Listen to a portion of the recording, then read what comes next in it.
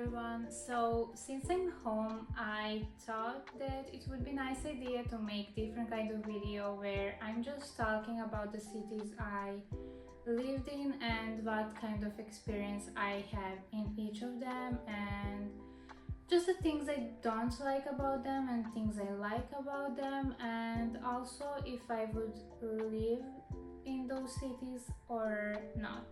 Now I'm gonna start with Istanbul since that's my first ever modeling trip and I was 17 in that time. After that, I've been to Istanbul for 2 more times for also a bit longer period of time, like 2 months or something. Now for my first trip there, I can't say a lot since I was 17 in that time. And first of all, I was not feeling safe to just go alone, and second of all, honestly, I was not that much interested in exploring. But for my second and my third trip, I built my personal opinion about the city. Now I really love Istanbul, and there is something about that city that I would always come back to.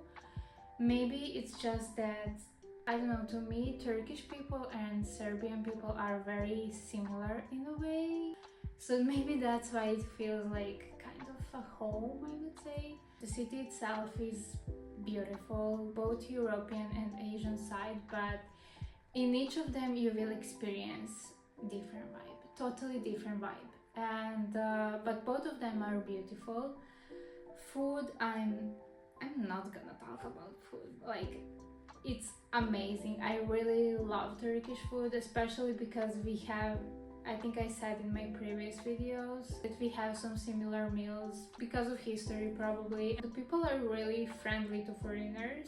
Also, I like their tradition where when you go to visit someone, or I don't know, in my example, when we were going to the castings, they would always offer Turkish tea or coffee.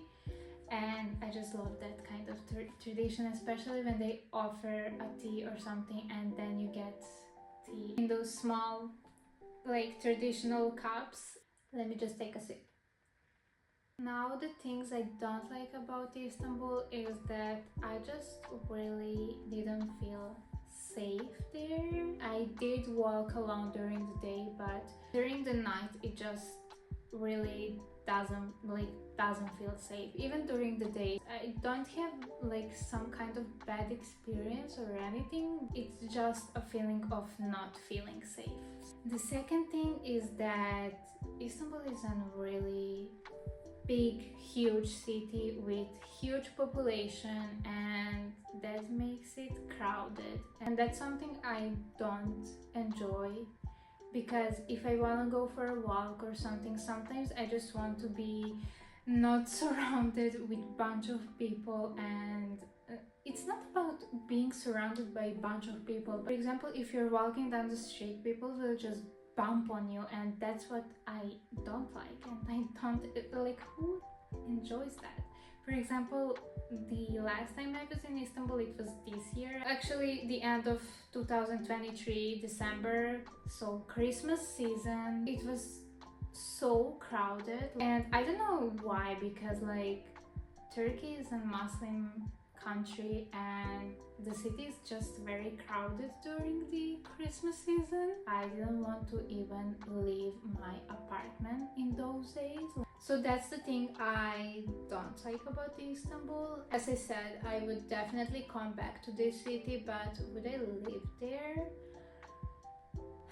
Honestly, maybe I could, but after 2 months living there, I just kind of felt very overwhelmed with the city. I don't know, it kind of doesn't match my energy. That's why I would maybe not live there, since the city is very kind of loud, and I'm a very calm and quiet person, so maybe that's why. And now let's go to China, and my longest trip of all trips. I spent 10 months, almost 10 months in China. I lived in Beijing, Guangzhou and Hangzhou. So yeah, I'm gonna start with Beijing.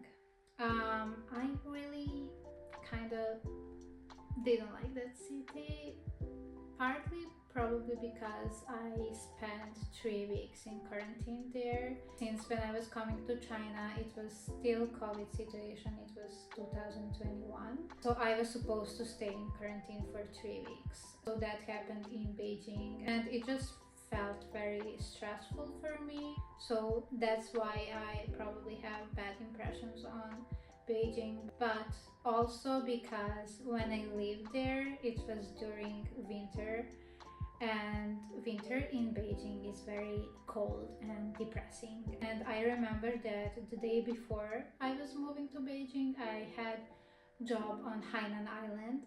It was just amazing, one of the best jobs I had. It was on the beach and it was 30 degrees outside, and the next day I was supposed to go to Beijing on -1. I was really, I would not say depressed, but very low on energy and sad in my first week in Beijing. But then I kind of got used to it, and I also met some people, made some friends, and it felt okay.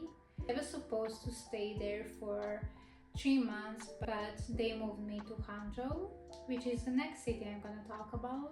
So Hangzhou is a very calm and quiet city. 19 years old me would say very boring city, but now I would gladly go back there if I was supposed to live in China. The city is also very beautiful, especially the central area. There is a lake called West Lake and it's very nice to walk there. Also the main square, which is close to lake. So Hangzhou is not a city for those people who really love to party and everything. I mean, there is some clubs in Hangzhou, I think, but nightlife is just not so popular in Hangzhou. And one good but also bad thing about Hangzhou is that it's not a touristic city. It's a bad thing because people are just not used to see foreigner people, and they will stare at you. Sometimes they will even try to take photos of you or videos. Actually, it happens very often to me. I remember that once I was walking with my friend on the main square and there was a bunch of people just taking photos and videos of us. It was very annoying. So yeah, that's the bad thing about Hangzhou. Now the last city I'm gonna mention in China is Guangzhou. My lovely Guangzhou. That's the first city I lived in. So I'm gonna explain it a bit better. So when I was coming to China, I had flights to Beijing and then I stayed 3 weeks in quarantine in Beijing, and after that I moved to Guangzhou and I stayed there for 2 months, I would say. I was supposed to stay 3 months, but I had some problems in my contract, so I had to move to another agency, which meant moving to another city, which was Beijing. Then I stayed in Beijing for 1.5 months, and then they moved me to Hangzhou for also like 1 month, I would say. And during that period, I was always asking my agency if I could go back to Guangzhou because that's the first city I lived in when I came to China, and I already kind of made some friends there. And then my last month I was back in Guangzhou, so I really have a love-hate relationship with this city. My last month I really felt overwhelmed with it, probably because I had problems with my visa and everything just gathered. I kind of started hating that city. I mean, I was overwhelmed with China and something just clicked and I decided that I can't take it anymore and I have to go back home. Definitely will come back there. Especially I would like to go back to Beijing and give it another chance. Maybe this time I'm gonna like it more. But could I live in China? No. Probably it's because I had really stressful time in last few months in China. And I also wanted to mention that I was feeling really safe in China. It's probably because they have cameras in like every corner. I was riding a bike at 3 a.m. in the morning, and I would not be able to do that here in Serbia. So yeah, also I wanted to mention that it was hard to communicate with Chinese people. The only city I was able to talk on English sometimes was Beijing, but in Hangzhou and Guangzhou they really don't speak English, and I was using Google Translate. And we all know that Google Translate sometimes just doesn't translate the words correct. And also, I think the Chinese people get confused when some foreigner tries to talk with them. So I finished my tea, and I also am going to finish this video here. I'm gonna make a part 2 of this, maybe even it's going to be in 3 parts. So yeah, I hope you enjoyed this video and stay tuned